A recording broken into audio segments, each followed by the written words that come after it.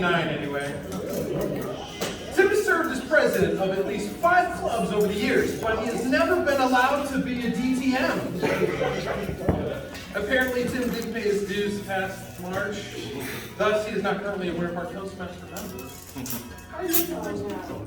But we've allowed him to speak only because he is our current VP of Education, so we need him. Let's all welcome Toastmaster Tim Linger with his icebreaker from his third pathway with his speech titled Rock and Roll Orphan.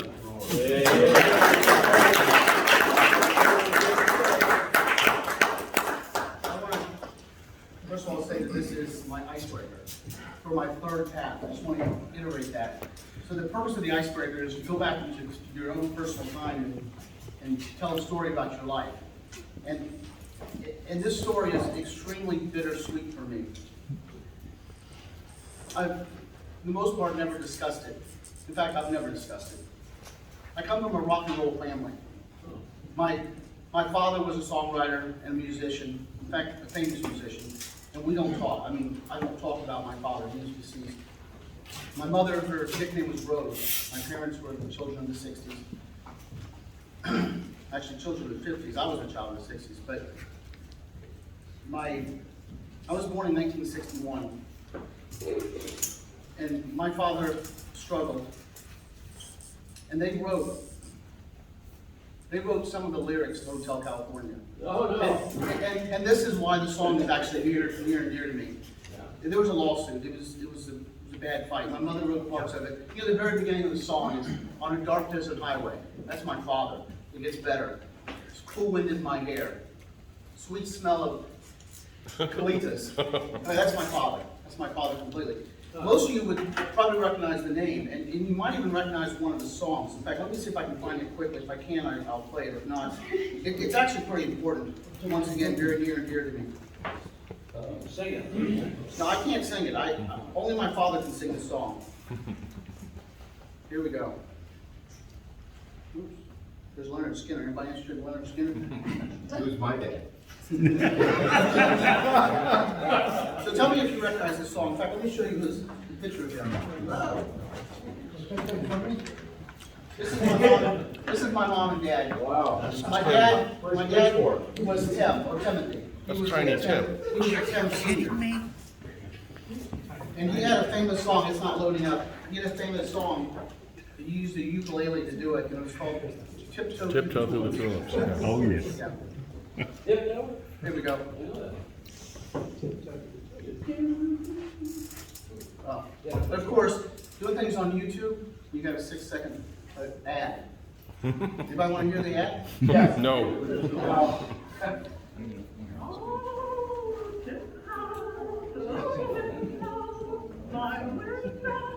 Anyways, he made a lot of money on that. But back to the story, Hotel California. My mom and dad sued the Eagles and won. They had the proof. They sat down with Don Henley and they wrote the song. They won. They won a lot of money.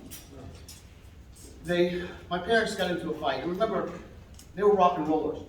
And I was following the bands. In fact, I'll show you some of the bands I followed. And I was actually a roadie. This is Neil Diamond, and unfortunately I cut it off. But I'm waiting. This is the Grateful Dead, and I'm back here. You can actually see me if it's closer. Now, Bruce Springsteen, when he was younger, and I am over here, way over here. And finally, Crosby, Stills, and Nash. And actually, Young was part of this group too. You can see me right there. Yeah. So, the reason that's important is because when my parents got the money in 1975, sex, drugs, money, and rock and roll, my parents disappeared. They orphaned me. And I was stuck with these bands. What I found out later was that even though I was enrolled in these bands at 15, 16, 17 years old, just a child, sex, drugs, rock and roll, is that my parents were paying them to take care of me. My parents abandoned me. They orphaned me.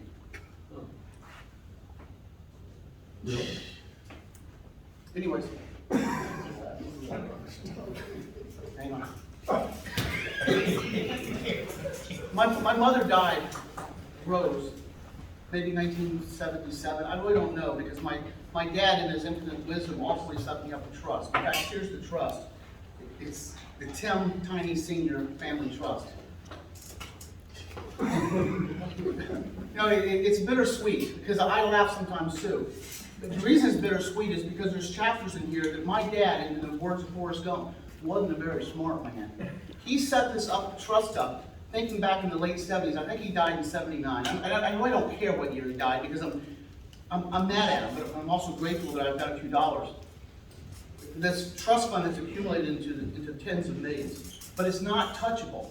In the provisions on chapter 37, I can probably tell you which line, it says I'm allowed to withdraw certain monies from the trust. I get $10,000 a year cash money for my expenses. Now in the 70s, $10,000 was a lot of money. Today, it's still $10,000. Am I upset? Absolutely. I'm allowed to buy one home a year. In other words, my dad was thinking that I would probably buy one home in my lifetime. But the way it was worded is I'm allowed to buy one home a year. But he put a cap on it of $100,000. And furthermore, he told me that I could sell the home, which gets me into the reverse mortgage business, but I can only sell it to musicians. Because my dad was really a diehard, Tiny Tim was very much a diehard musician. So I figured out a scheme, if you will, because this is a full trust.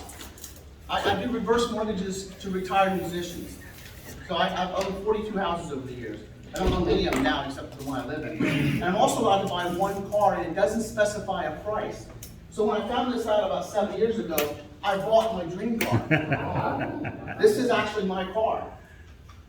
And I sold her, of course, because I can do that. And I'm not going to have a car every year. I'm sorry, every 3 years, according to the trust. This is on page 42. So I do.